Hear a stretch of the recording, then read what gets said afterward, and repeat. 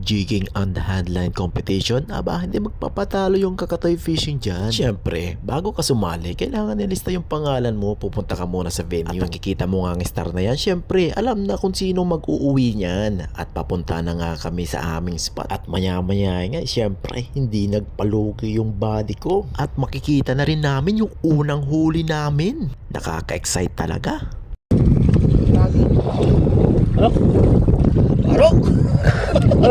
Barok! Sabi ni Buddy, damit daw, pero nakikita ko corals eh. Kung kasama lang yung coral, siguradong panalo na kami eh. Dismayado yung Buddy ko. Okay lang yan, Buddy. Sa susunod, babawi na lang tayo. Anong mangyayari? Huwag tayong mawala ng pag-asa. Siyempre, may susunod pa yan. At ito na nga yung pinakakaantay namin talaga. Baoy! Mo na. Ito na yung time talaga na sinasabi namin na mauuwi na namin yung trophy na malaki at cash prize. Yung